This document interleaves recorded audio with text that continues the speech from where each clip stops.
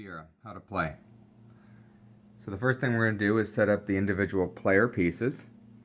Each player will get starting resources. They'll get 4 bread, 1 of each of the goods, wheat, sugar, grapes or wine, and they'll get 1 wood. They'll also have 3 discs.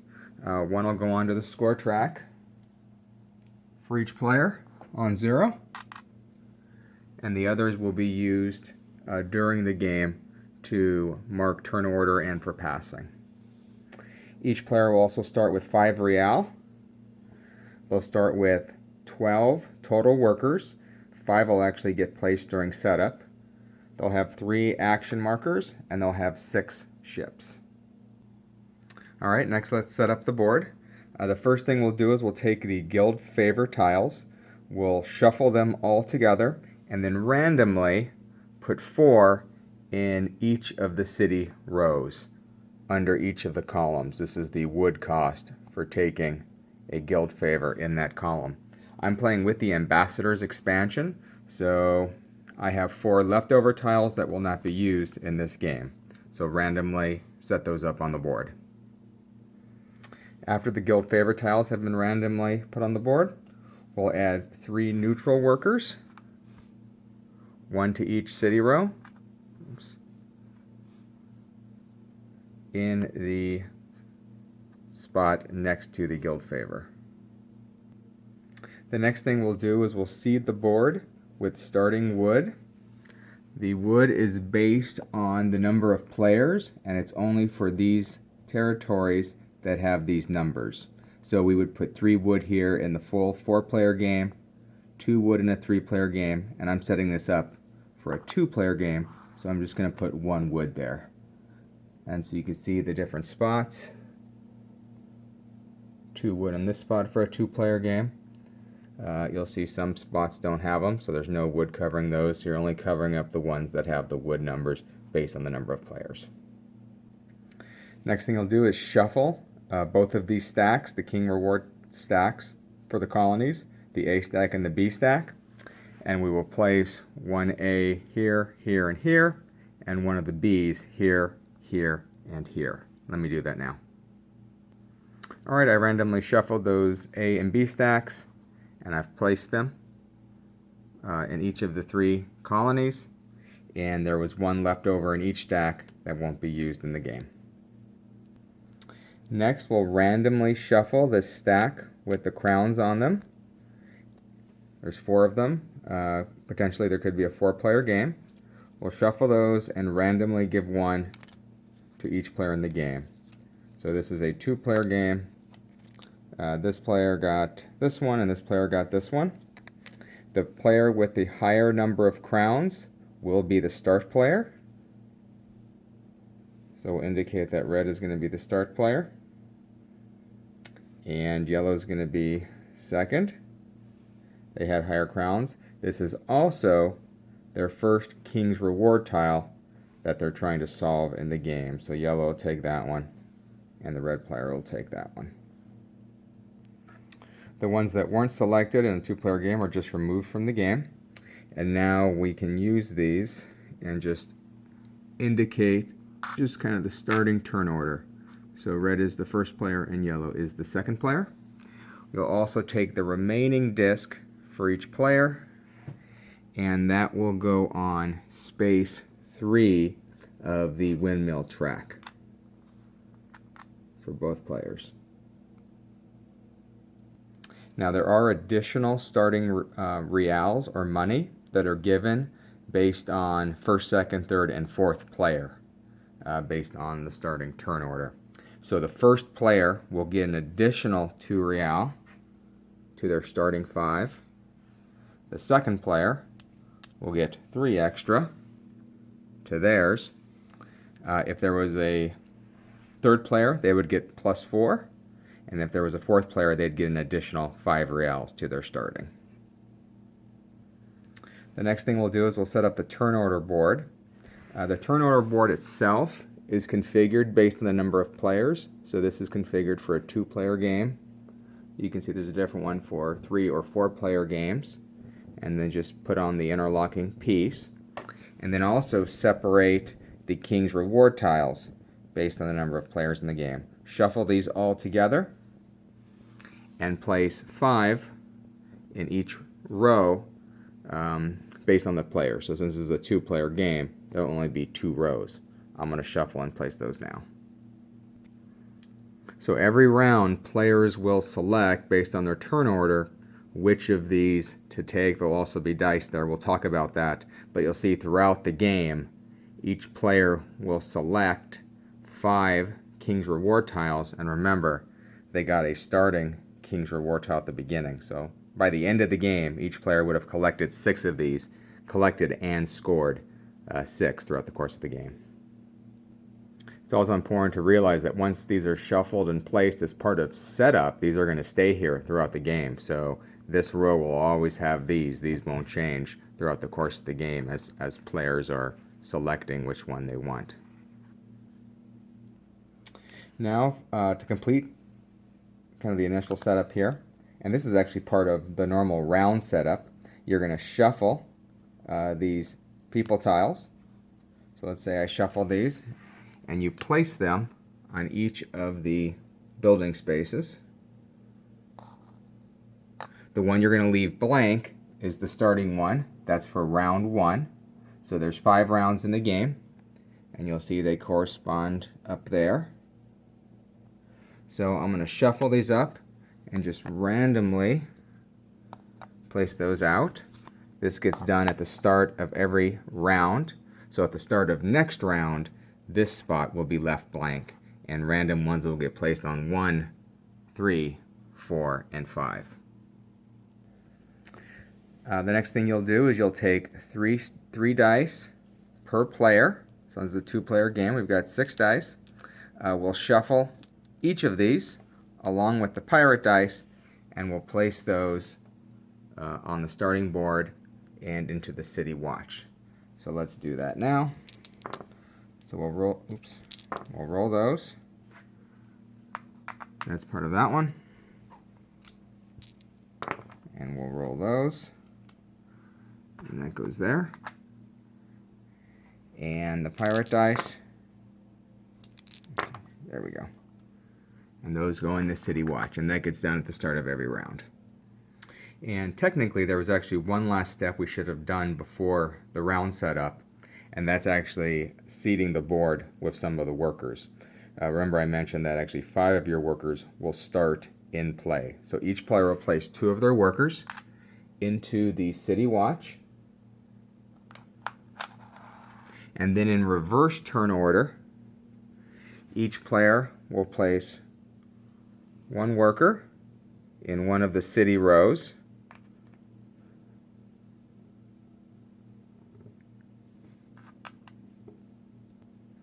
there's no restriction where you can place as long as it's an empty spot.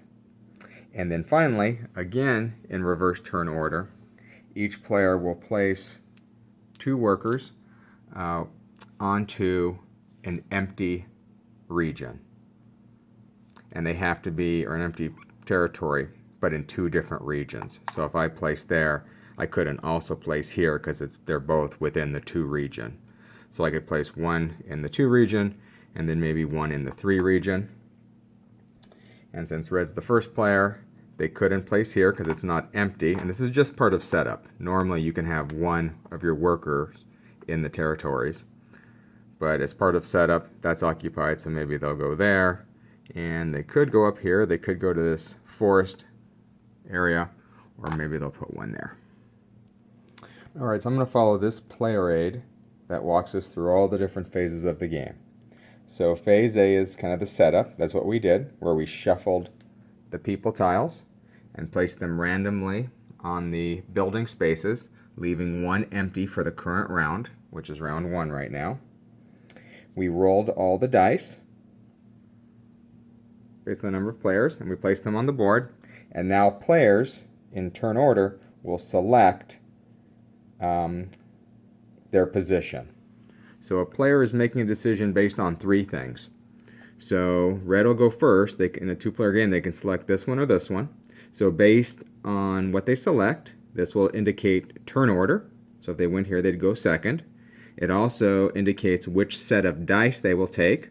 The higher the dice, the more flexibility and power it gives them, as well as they'll select one King's Reward tile from the row they select.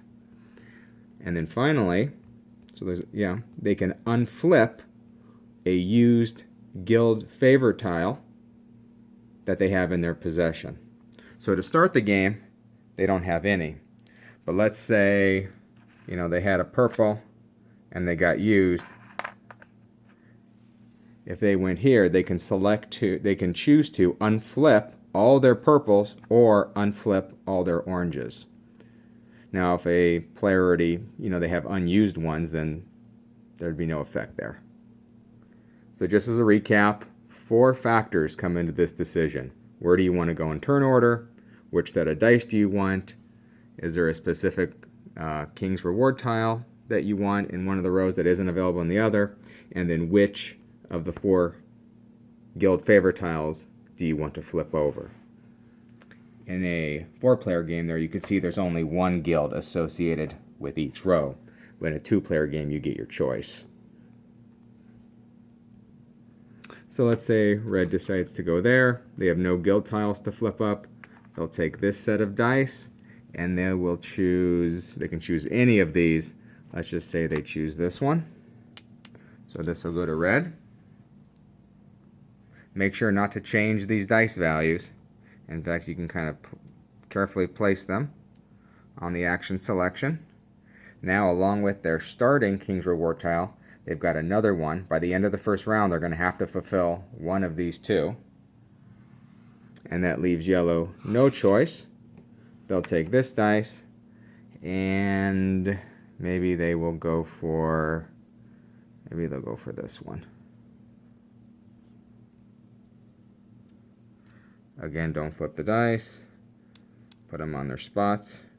And if they could unflip all their orange guilds or their purple ones, but they don't have any to start the game. Phase B is one of the hearts of the game, and that is the character actions phase. So during this phase, a player has 3 choices to make. They can decide to play one of their action dice that they got during the round setup. They can play a pirate dice that were rolled, assuming they at least have 1 meeple in the city watch, or they can decide to pass. When they decide to pass, let's cover that first. They would simply take their disc and slide it to one of these. Again, several things come into play. This will determine the player order during the next phase, which is phase C, the building actions. So depending on what order they want to go in. In addition, you can see there's some rewards available to them. They could take either money if they go to the right, or they can take these bonus actions that we'll cover later, or they can just take money if they want to ensure that they go first. So that's how passing works. Once you pass, you're not allowed to enter the round again during phase B. So you're normally only passing probably when you've used all of these up, and maybe there's no pirate dice you want to use, or maybe strategically you may leave one of these and pass early, but once you do it, you're out of the current phase B. Now phase B is called the character phase because you're taking actions of one of the five characters that are currently on the board. And remember, these change every round.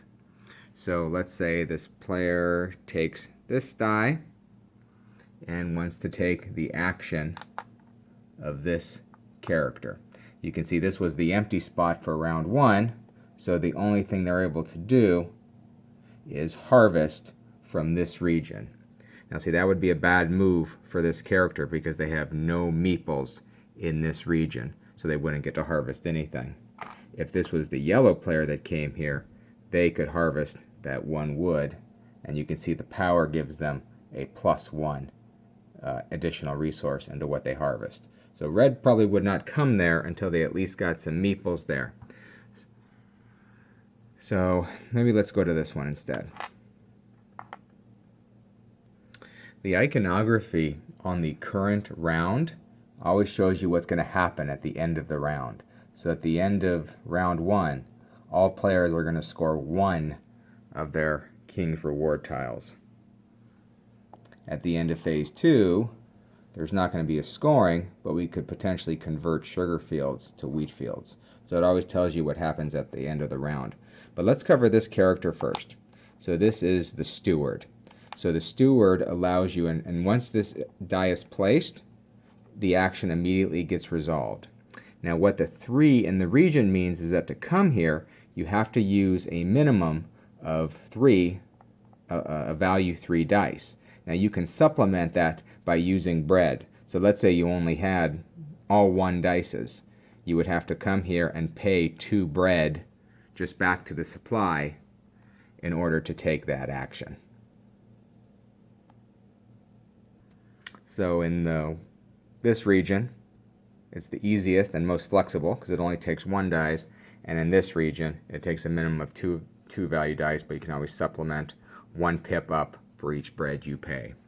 But let's cover this character first.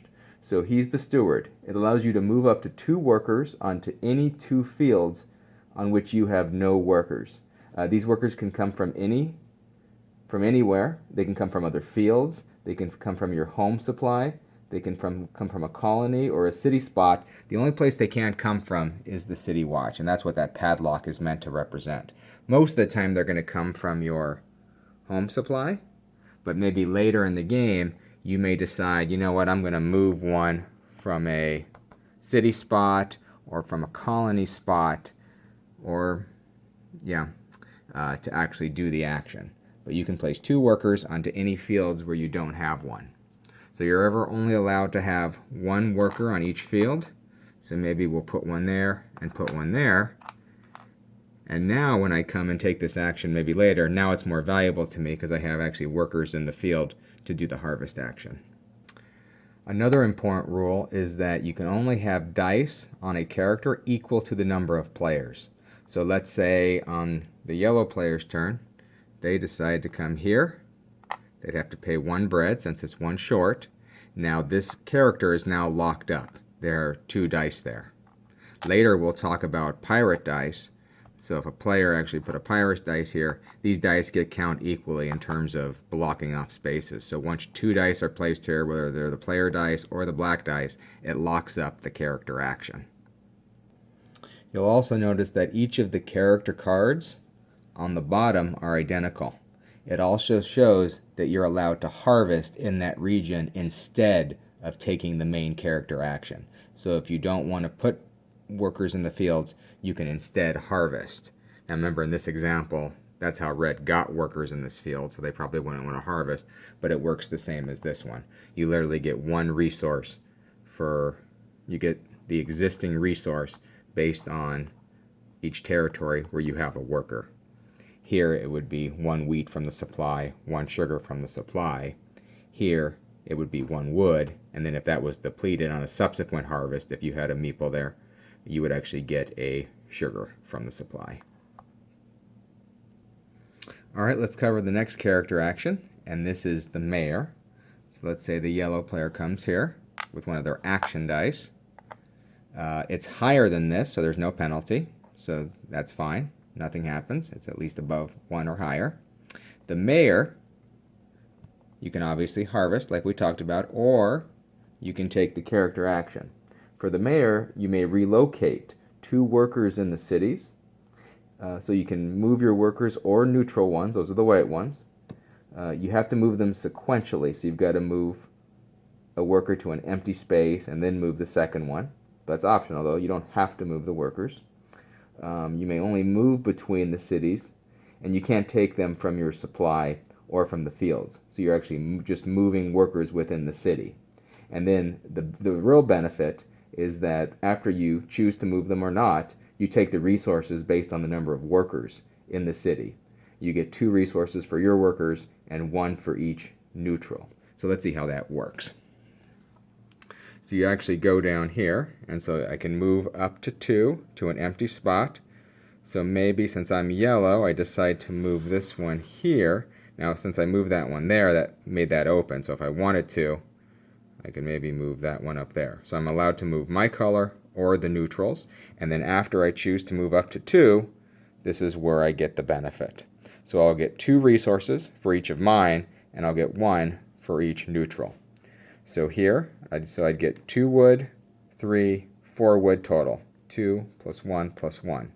In this one, I have no presence, so I don't get any, even though there's a neutral there. You only collect the resources if you actually have a meeple in the city. These are meant to represent cities in Madeira. So the one that gives you bread is called Porto Santo. The one that gives you money is called Funchal.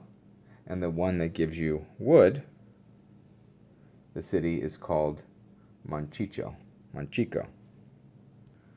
One of the challenging things at the start of the game is, that mayor action only lets you move workers around. It doesn't let you add new ones.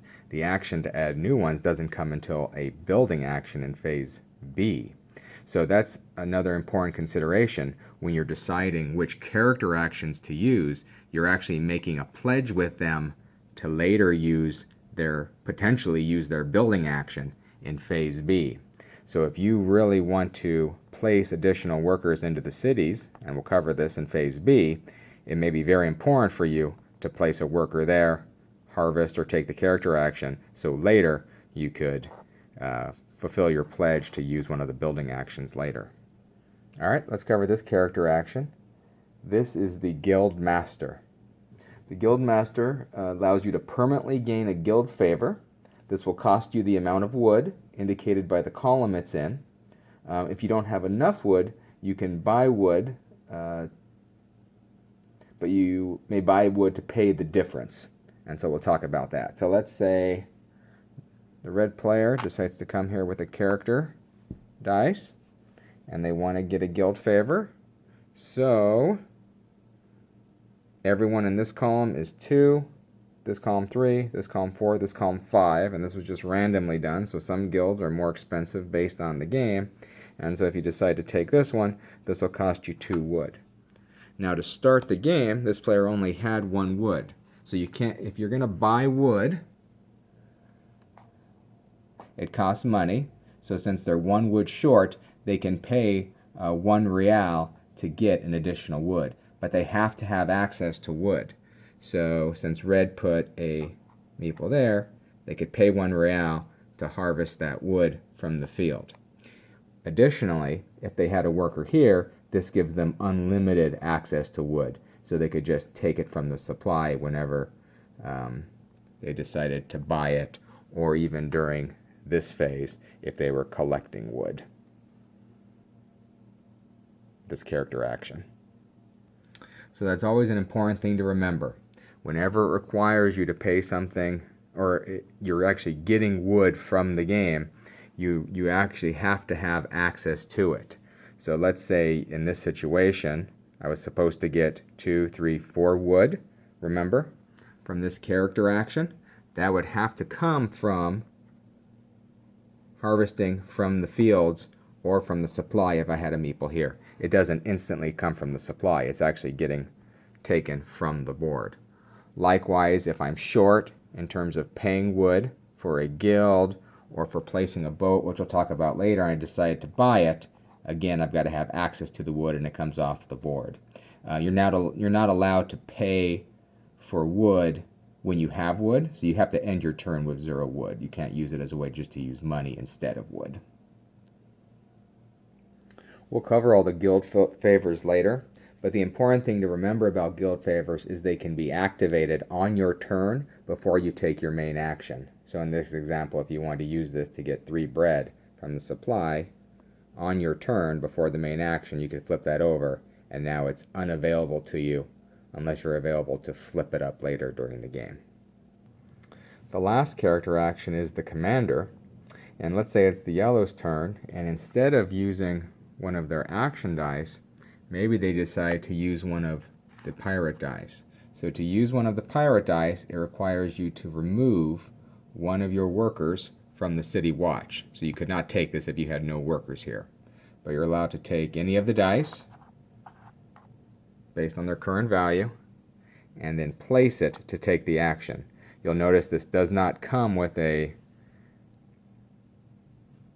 one of these. You don't place it. Basically, you're exerting your force from the City Watch to get this character to bend to your will. And so you follow the normal rules. This would have had to have been 2 or higher. Otherwise, you'd have to pay bread to supplement.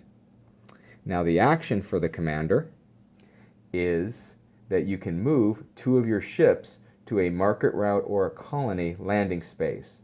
You can deploy those ships from your supply. If they come from your supply, you've got to pay a cost of 1 wood for each ship. And if you move them from a space already on the board, then the ship was already built, so it's free.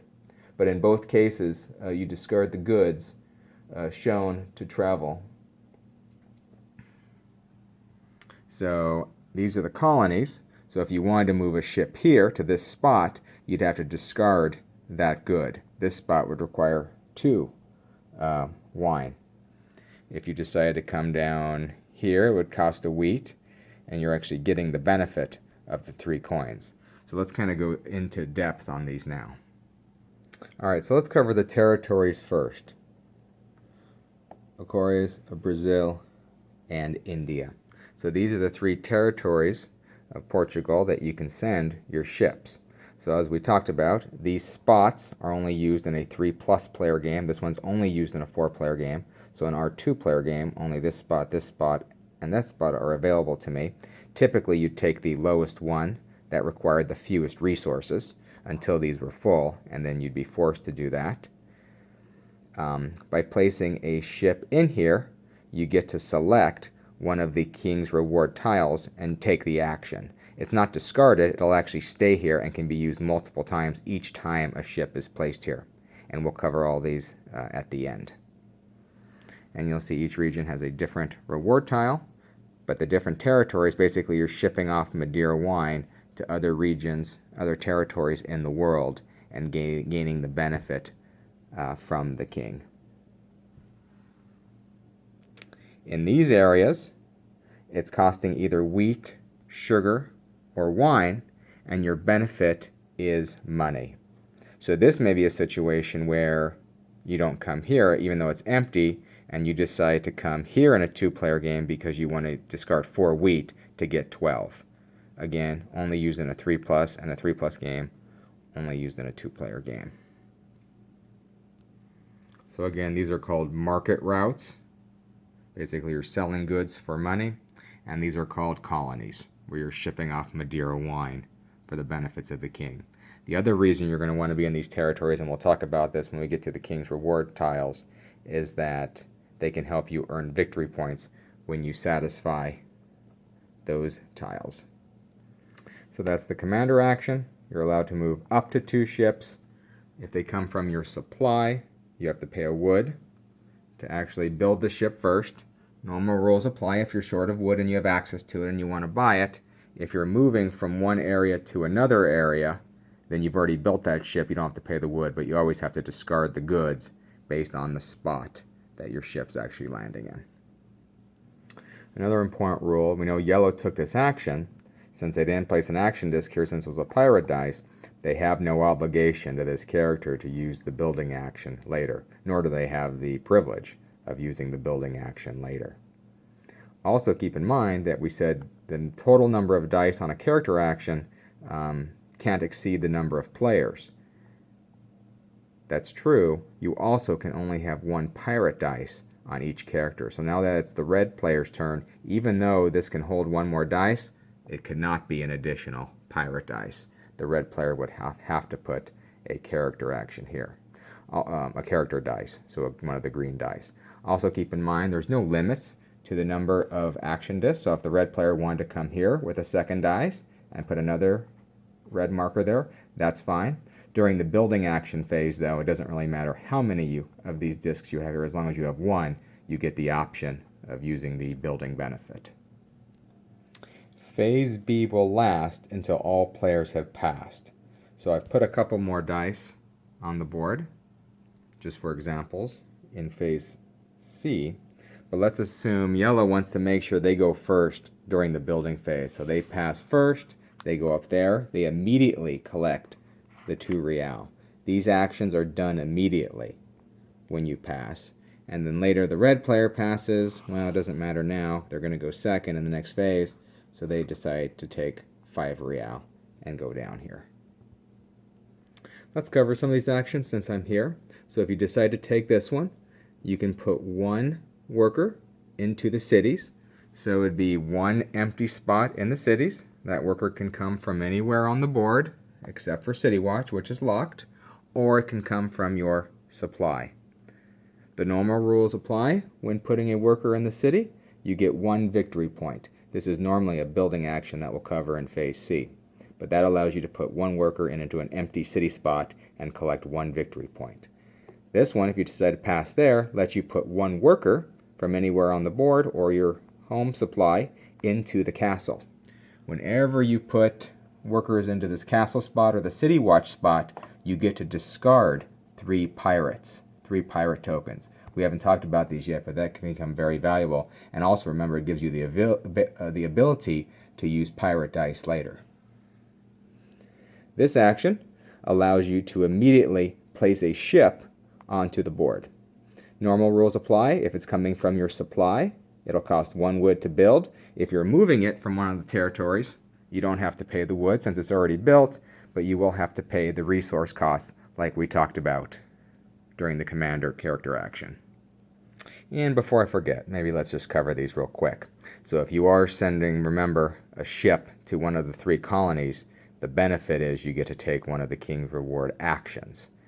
So here, it allows you to unflip a guild favor tile that may have been flipped on your board.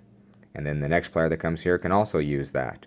Or you can instantly get 3 victory points on the score track. This allows you to put 1 of your workers, move 1 of your workers into a field where you don't already have a worker. Remember, you can only have 1 per field here. Again, that can come from anywhere on the board or your home supply, just not the City Watch.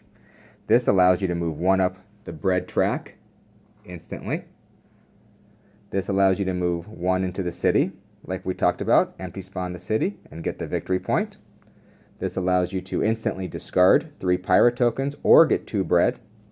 And in this game, the ones that got removed from the game were instantly get 5 real or move a worker into the City Watch. Normal rules apply. You get to discard your 3 pirate dice. So once all players have passed in Phase B, we're ready to start Phase C, the building actions. So we're only going to resolve the buildings that actually have action markers placed in them. If there is a building without an action marker, that one would not get resolved. The buildings are hard printed on the board, so those never get randomized during the game. They're always the same. And the buildings get resolved in the reverse order than the round. So you'll remember this was kind of the round 1 character, but you'll see it's building number 5. So the general procedure is we consult this building table up here, and you'll see it's based on the number of players, based on the cost to perform the building action. So the way the iconography works is for each building in the order that has action markers, you're going to roll all the dice that are on the building, and then players have the option to, players that actually had an action marker there, have the option to take the building benefit, or if they decide to not live up to their obligation, they're actually going to take pirate dice. That decision is made in the new player order based on how players passed out of Phase C. So in this example, we would roll these.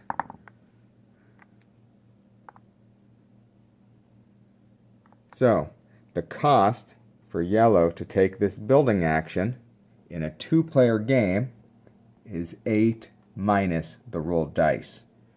So it's 8 minus 2, so it'll cost 6 real or 6 money to take this action. If they decide not to take the action and forgo the benefit, they would have to take 1 pirate token plus the number on the dice. So here it'd be 1 plus 2, 3. So that's their choice. Pay 6 real and take the benefit, or take 3 pirate tokens as a blemish on their reputation. They're welching on their bets. So let's say the player decides to pay. So they pay the 6 money to the bank. Now this is based on the number of workers they actually have in the region. So since this building is part of Region 2, you'll look within just Region 2 to see how many workers are there. So they have 1 worker, they pay the benefit, and they would collect 2 bread from the bank, or from the supply. If they had 3 workers in the region, they could collect 5 bread from the supply. Now let's say they had no workers in the region. They still have the choice of paying the cost, the 6. They just simply would not get any benefit. The only reason they would do that is if they really want to avoid taking the pirate tokens. So again, your choice is to pay, take the benefits based on whether you have 1 or 3 people in the region, or pay the pirates. Okay, let's look at this building action. This is the Capitana building. We always roll the dice. Okay, so that was kind of a rough roll on cost, but also not too bad on pirate. So again, we consult the table. In a 2-player game, 8. We always know it's 8 minus. So here it's 7 to take the action, but the pirate penalty would be 1 plus the dice. So 1 plus 1 is only 2 pirate tokens to take it. So the player here has the option, based on the number of workers in the region. Red has only 1 worker in the region. They could place or move 1 meeple onto an empty city spot. One thing to keep in mind is as guild tiles get purchased, that opens up additional city spots further down to the right. If a player has 3 or more meeples in the region, they can place 2 workers on empty city spots. Again, they can come from anywhere on the board except City Watch, or they can come from the home supply. If they place 1, they also get a victory point. If they place 2, because of this, they get 3 victory points. Alright, the next building is Alpha Dagger. You'll see there are no pirate dice in this one. Each player put a token here. And so the penalty for not taking the action is going to be low. And look at that, we got a really high roll, so it's going to be pretty inexpensive. So we know it's 8 minus 6, only 2 to take the action. Yellow doesn't have any workers in the field. So they'll decide, do I want to pay 2 just to avoid taking the 1 pirate token, because there was no black dice, so it's just 1 plus 0 here. Or do they just want to take the 1 pirate token? Red actually is definitely going to pay the 2 to take the action. They have 1 worker in the field, so they get to place 1 worker in one of the colonies here. If they had 2, they could place 2 workers in the colonies. For each worker placed in the colonies, you'll actually get victory points based on the number of ships you have in that colony. So in this example, I don't have any ships on the board, but let's say Red had a ship there, and they decide, yes, I'm going to place a worker from my home supply. I'm going to place it here in this colony, in Aquarius, and I'm going to get 1 victory point for each of my ships. Only 1 ship, so Red would score a victory point. Now the meeple is going to stay here because in a later phase they're going to be able to collect resources based on the number of meeples they have in each region. The next building is Casa de Coroa. You'll see only Red came here in this example. I changed things around. It doesn't matter how many action markers you have. You still only have the ability to do the building action once. So you would still roll the dice as normal. So we know 8 minus 3 is 2. So Red can pay the 2 to take the action. Red has 3 workers in this region, so they can take the bonus. They can take the double action, or the 3 action, and they could unflip 2 of their guild favor tiles. So they could do that now. This happens immediately.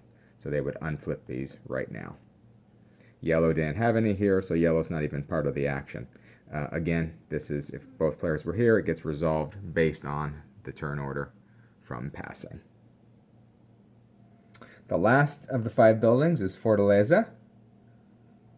It's actually add people to the city watch. So you can see the fewer the dice here, the more expensive it could potentially be, the fewer the green dice. So 8 minus 1, so it's 7 real for yellow to take this action. But let's say they really want to do it. So they pay the money, and since they only have 1 in the region, they could send 1 or move 1 meeple to the city watch. So they're going to actually do it from their supply, put 1 there, and anytime you put someone into the city watch, you get to discard 3 of your pirate tokens. Now if you ever take the pirate tokens, so let's say they didn't want to pay that high value, and they decide to just take the 1 pirate token, plus there were no dice there, they take the 1 pirate token, those are just kept face down in the player's supply. And you can take those throughout the game, and at the end of the game when we do final game scoring, there's some consequences for having pirate tokens. But let's keep this example. Let's say they pay their 7 and they add someone to the city watch from their supply. They'll discard 3 pirate tokens, and you'll see why in a little bit why they wanted to have the highest number of workers here in the city watch. So those are all the building actions in phase C. Before we go to phase D, I want to show you something real quick on the board. You'll see here that players have the options during phases B, C, and D. Here phases B and C, and here phases B, C, and D, to do a couple things with the windmill. If they ever want to discard 2 wheat tokens, they can move up this track 1. And you'll see when we get to one of the phases coming up here, you've got to feed all of your people on the board bread. So this track will subtract from that number that you're obligated to feed. This is you're consistently generating this amount of bread for feeding. You could also move 1 down on the track. In exchange, you would get 3 real or 1 bread instantaneously. Maybe you need a bread to increase the pip on a die to take one of the actions, so you have to go down the track to get one of those breads. That might be an example of why you would do it. Here, you could always exchange 2 goods, either wheat, wine, or sugar, into a different good. So 2 of any type of good for 1 of another type of good. Additionally, on the windmill track, if you ever get to the top, you could discard 2 wheat to get a victory point. So if you have a lot of excess wheat, that might be a way to do some scoring of victory points. Also, if you ever get to the bottom here and you go down again, you're going to have to lose a victory point for taking a money or a bread. So if you're really desperate and you're at the bottom here, you could lose a victory point and get a money or a bread. Keep in mind, you have to have a victory point to spare, so you've got to be in the positive. And again, that's if you're at this bottom step of the windmill. So these can be done at any time, obviously. These, phase B is the character actions, phase C are the building actions, phase D is the city watch resolution, which we're going to cover right now. Going down on the windmill can only be done during character and building actions, and the conversion of goods 2 into 1 can be done again in character actions, building actions, or the city watch resolution. Alright, phase D, and I called it city watch. It actually includes not only the city watch, which is considered honor, but it includes all the different maintenance steps in phase D. So when you're able to do some of these actions in phase D, keep that in mind. It'll include each of these 4 steps are all part of phase D. So the first one we do in phase D is honor. So the player with the most number of workers in the city watch can remove 1 and bring it home for 4 prestige points or victory points. So you have to have the most. If you're tied, nobody has the most. So in this example, yellow has the most, and they will decide to take 1 home to their supply. So it's actually less workers they'll have to feed coming up. And whoever has the most would get 4 victory or prestige points. Yellow would go up 4 points on the track instantly. So that is honor. Now, all players will collect resources based on workers that they have in the colonies. So you remember, red was able to add a worker to the colony during this building action. So this worker will get them 1 wheat. If they had 2 workers in here, they would get 2 wheat. For each worker in Brazil, you'll collect sugar resources, and for each resource in India, you'll collect grapes or wine. The next part of maintenance is upkeep. So for every boat you have deployed on the board, and you're never allowed to bring boats back home, you can only ever move boats once they're on the board to other areas. For every boat on the board, you've got to pay 1 wood. So red has 1 boat, and so does yellow. Red has a wood, so red can pay that to the supply. Yellow doesn't have any wood.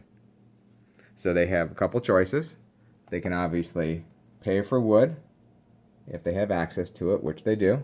They could pay to do a harvest move by paying for the wood if they're short, or they can choose just to take pirate tokens for each wood that they're short. So they're short 1, they'll take 1 pirate token and add it to their player area. So for each ship, pay a wood or take pirates. And then feeding. For each worker on the board, you've got to pay a bread or take pirates. Now keep in mind, you're always going to first deduct the number of bread you're generating from what you're obligated to pay. One easy way to calculate this is knowing that you always have 12 workers. So if I've got 8 in my supply, I know that 4 are on the board. I mean, I could also do it that way. 1, 2, 3, 4. Anywhere on the board, workers have to be fed. So if I owe 4 bread, but my track is 3, then I'm obligated to pay 1 bread. So I pay that from my player area, or I'll take pirate tokens for all unfed bread. Now let's say I want to store up my bread. I have the option of taking the pirate tokens instead of paying the bread. That's up to me. Just like in this case, I may decide to take pirate tokens because I've got a strategy to get rid of them later, and I want to stockpile my wood. So it's the player's option to pay a bread for each worker on the board, or take the pirate tokens, or you can do a mixture. Maybe I'll pay for 2 bread for 2 of the workers, and then for the 2 workers that I'm short, I'll take the 2 pirate tokens. Once we finish phase D, the maintenance phase, all 4 steps of maintenance, we go to phase E, which are called the Crown's Requests. And I may have been interchanging this term. These tiles over here in the colonies are called the King's Rewards, by actually shipping wine out to the colonies. These tiles that you've been getting at the one at the start and from the selection of the dice are called the King's Request tiles. Now the king is going to have a request at the end of each of the 5 rounds of the game. During rounds 1, 3, and 5, players are going to be scoring their King's Request tiles. At the end of round 1, each player has to score 1 of their tiles, and they'll choose which one to score based on which one will give them more points. It's up to them. At the end of phase 3, they'll score 2 of their King's Requests, or Crown Requests, and at the end of phase 5, at the very end of the game, they're going to score 3 of their Crown Requests. You'll remember that throughout the course of the game, they would have collected 6. 1 at start, and then each time they select a new dice, they're selecting 1 off the start board. Now in phases 2 and 4, instead of players scoring a Crown's Request, we're going to make a change to the board.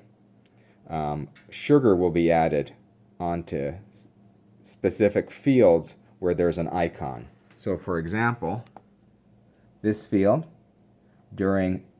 at the end of round 2, if it's been completely depleted of wood, this will now officially become a sugar producing field. So we'll literally just take a sugar and put it here. Now anytime this field is harvested, it yields sugar instead of wheat. And that's because the 1 wood that started the game here got depleted. In this example, this field would not get converted because the wood was never depleted. So there's only 1 chance for this conversion to take place, and that's at the end of the round, and that's if the wood was depleted. Very similar, at the end of round 4, specific fields will convert from sugar to grapes or wines. So this one has the potential, if all the wood was depleted, this would officially become a grape field. Now it's only the ones that have that little symbol in the corner. This one, for example, will always be a wheat field. This will always be a sugar field. It's only the ones with the icon in the corner, and again, it's only if the wood is depleted. And you only get that one chance to evaluate it. All right, let's cover each of the 5 crown request types that are in the game. This first one is called urbanization. Basically, you're going to select one of the city rows, and if you have the most workers in that city, you're going to score the higher printed value. If you're tied, the player to the furthest to the right actually wins. And if you don't have the majority, you're going to score the lower printed value. So you would look here, and let's say, and remember, you're going to compete against the white player too. So this is the only city row that this player is in. So 1 versus 2, he does not have the most, so he would score the lower printed value, which was 5. If that was the situation, it's 2 to 2, but the white is further to the right, so the yellow still doesn't have the most number of workers here. If it was like this, it would be 2 to 2, but yellow would win the tie by being the furthest to the right, and they would score the 15 points. So they can choose which city row based on where they have presence, and if they have the most, they score the first number, the higher number. If they don't, they score the second number. Now let's say it was the end of round 3, and they were scoring 2 crown request tiles, and let's say they had 2 of the same. You're never allowed to double count for these tiles. So you can score both of these, but you would have to pick 2 different cities to score. You couldn't pick the same city where you had 15 and get 15-15. You could say, with this tile, I'm going to score this city, and with this tile, I'm going to score maybe one of these 2 cities based if I had meeples there. And that's going to go for all the tiles that we'll explain. This next one is called Wealth of Nations. Basically, you can pay up to 15 real in exchange for that equal number in victory points. So if you pay 15 real, you'd instantly get 15 victory points on the score track.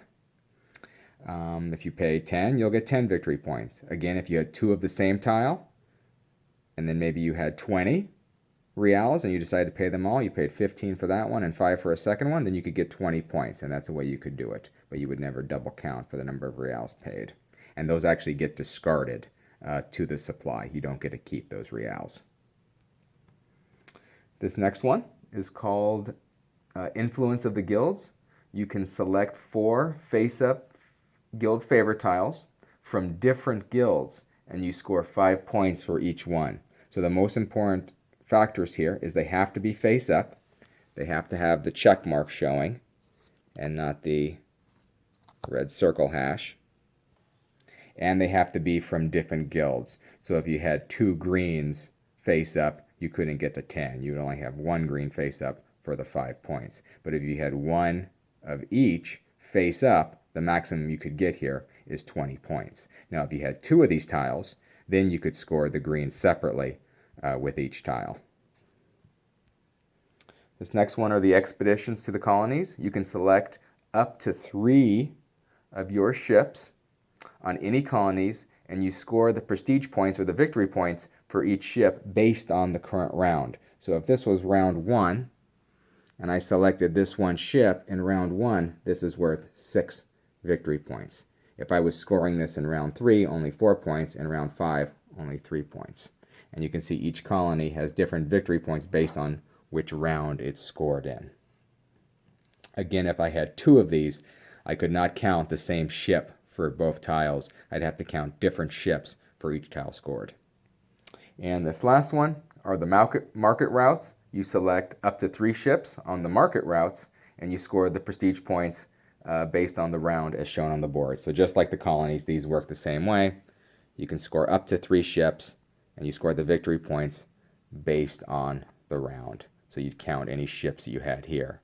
So if you had 2 ships in here, and I was scoring, let's say I had 3 ships here, 1, 1, 1, and it was round 2, I would get 6 times 3, 18 points for this. Remember, I can score up to 3 ships with that tile.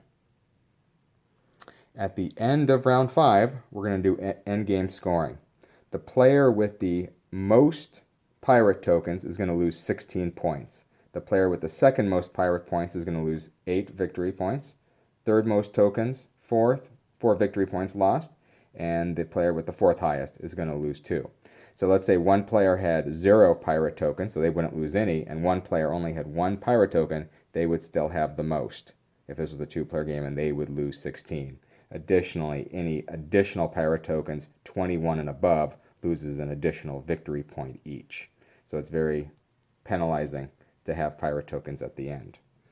You'll take all of your resources, and for each resource you have left over in your player supply, you'll convert those into 1 real each. And then for every 5 real you have left, you get 1 victory point on the score track. Most victory points wins the game. All right, let's quickly go over all the guild favor tiles. This guild, when used, gives you 3 bread instantly. This guild favor can be used during the building action phase. You can see the icon right there. And instead of paying the real that's required to use the building action, you can flip this over and pay 0 and still get the building benefit. This is also used during the building phase, and this will allow you, if you flip it over, you're allowed to consider that you have an additional 2 workers in the fields, and that would give you access to the larger benefit. All of these tiles on this bottom row here are part of the Ambassadors expansion. So in this one, you could flip him over, and for each region where you have at least, each colony, Agores, Brazil, or India, where you have at least 1 worker, you can collect either 2, 4, or 6. So if you had 1 worker in one of the colonies, you get 2. If you had at least 1 worker in all 3 colonies, you could get 6 bread instantly. She lets you collect 5 real instantly. He lets you place a boat instantly, follow all the normal rules. He allows you during one of your harvests to collect 2 additional resources that you were harvesting. And then he would allow you to get 2 real for every ship you have in any of the colonies when you flipped him over. He lets you collect 2 wood instantly. She lets you move up 1 on the bread track, or the windmill track. He allows you to move one of your action discs either before, during, or after the resolution of a building action. So you may flip him over and decide, you know what, I don't care about that building action. I'm going to move him there so I can get into this building action. Now you're not allowed, if the building's currently getting resolved and you don't have a tile there, you're not allowed to move there. But let's say this one's getting resolved and you don't want to pay the pirate penalty, you may move it back to one that's already been resolved as a strategic way to do that. So that's what he lets you do. She'll let you get, for each colony where you have a ship, you can get 1, 2, or 3 goods. So if you have a ship in this colony, you'd get a wheat. A ship in this colony, you get a sugar. A ship in this colony, you get a wine. So you can get up to 3 goods if you had a ship in the colony and the good is based on where the ship is. He lets you discard half of all your pirate tokens, round down.